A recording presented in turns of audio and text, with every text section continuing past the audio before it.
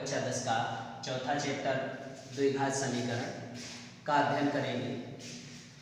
सर्वप्रथम इसमें हम जानेंगे कि द्विघात समीकरण कहते किसे हैं।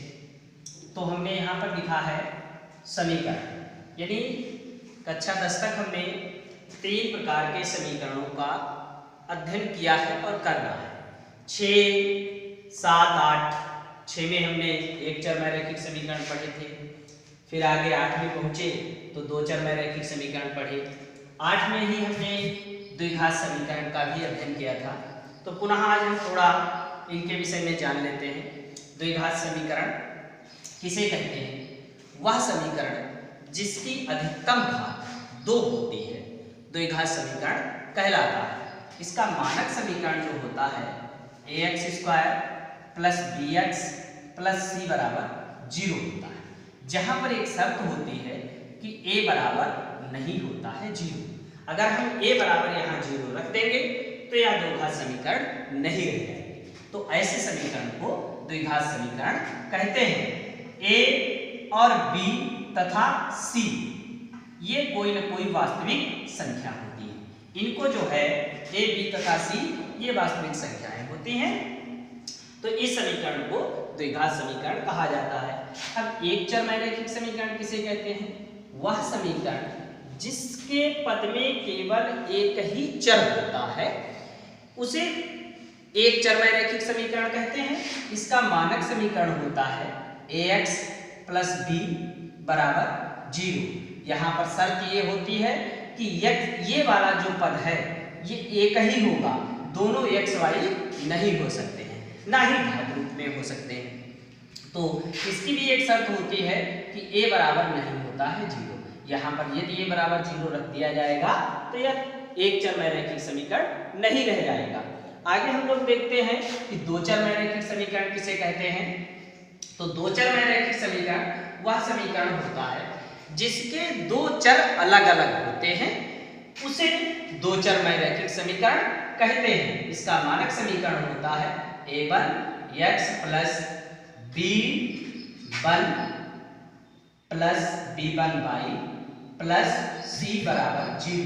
दूसरा होता है a2x + b2y + c1 c2 बराबर 0। ये हमारा जो समीकरण है ये 2 चरमय रैखिक समीकरण कहलाता है।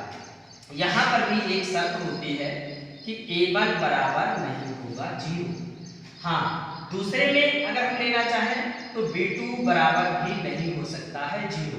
अगर इनमें 0 रख दिया जाएगा तो ये रैखिक समीकरण नहीं रह जाएंगी, 2 चरमय रैखिक समीकरण नहीं रह जाएंगी, ये एक चरमय रैखिक समीकरण बन जाती है।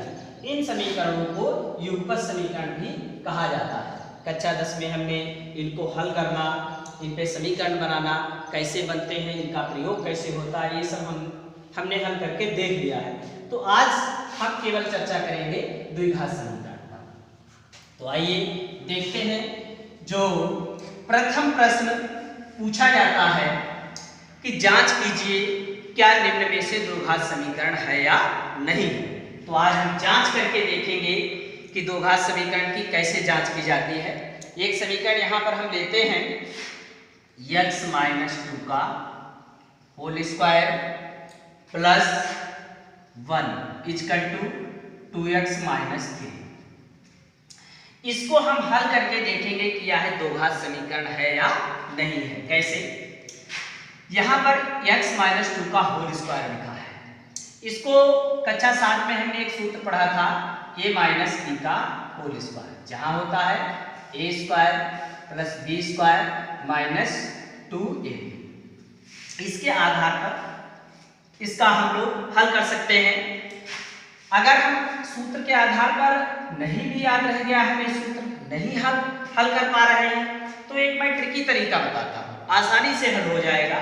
जैसे पहला पद है इसका वर्ग कर लीजिए आप, दूसरा पद है उसका भी वर्ग कर लीजिए।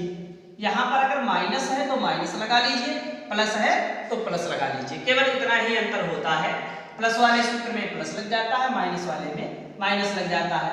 अब 2, 1 और 2 पद हो गए। 2 गुणे पहले पद से गुणा कर दीजिए और दूसरा पद जो है उसकी गुणा कर दीजिए। बस ये तुम्हारा हो जाएगा आगे के लिए। आगे देखते हैं +1 इजकल टू 2x माइनस 3। तो वर्ग करके देख लेते हैं। x² प्लस 2 का वर्ग 4 हो गया, माइनस 2 और 2 की गुणा 4x plus 1 is equal to 2x minus 3। अब पक्षांतर हम कर लेते हैं। x² minus 4x minus 2x plus 4 plus 1 और ये 3 इधर आया, ये भी प्लस में हो गया, बराबर 0। देखिए x² 4 और 2 को जोड़ देते हैं, कितना हो गया -6।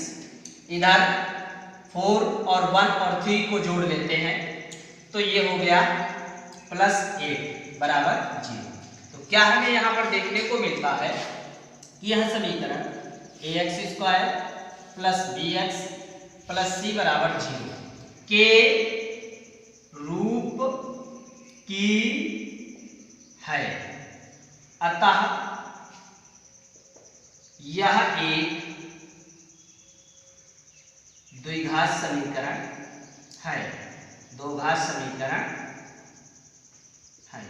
हमने जांच किया और पाया कि यह एक दोघात समीकरण है। ऐसे हम केवल घात के आधार पर ही इन समीकरण को जांच करके बिना जांच किए हुए नहीं बता सकते हैं कि ये दोघात समीकरण है। आइए एक और उदाहरण लेते हैं, उससे भी देख लेते हैं। एक उदाहरण लिया हमने, x 2x plus 3 equal to x² plus 1।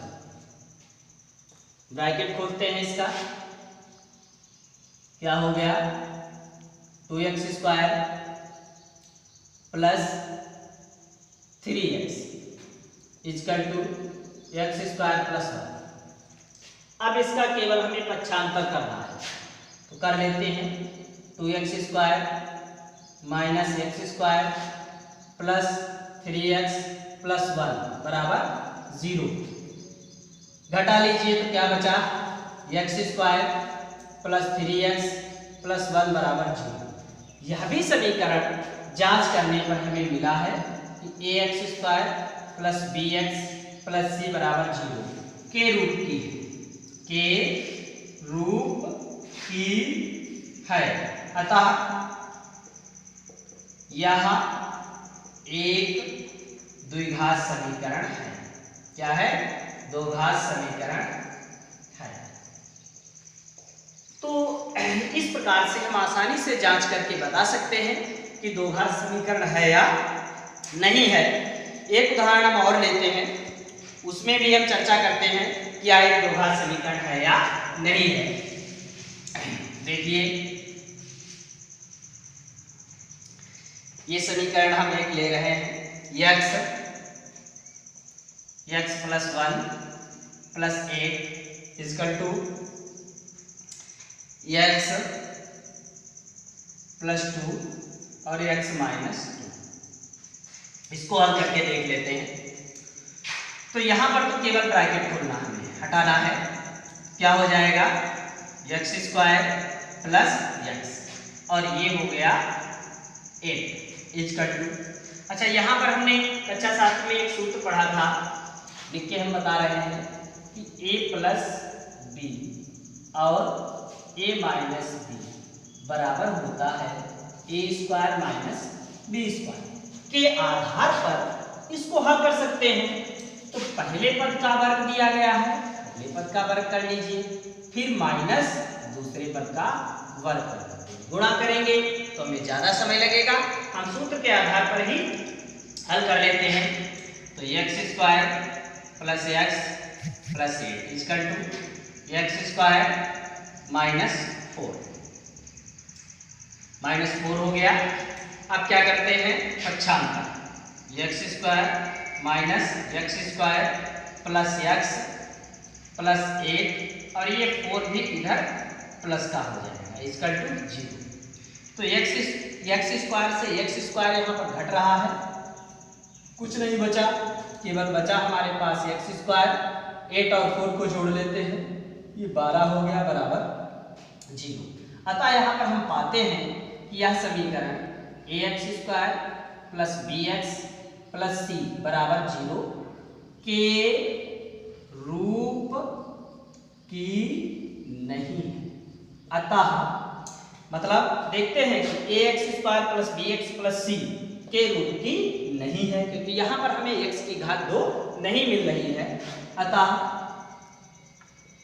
यह एक द्विघात समीकरण नहीं है, यह एक द्विघात समीकरण नहीं है। पहले अभ्यास में हमसे सिर्फ यही पूछा गया है कि जांच कीजिए यह द्विघात समीकरण है या नहीं है।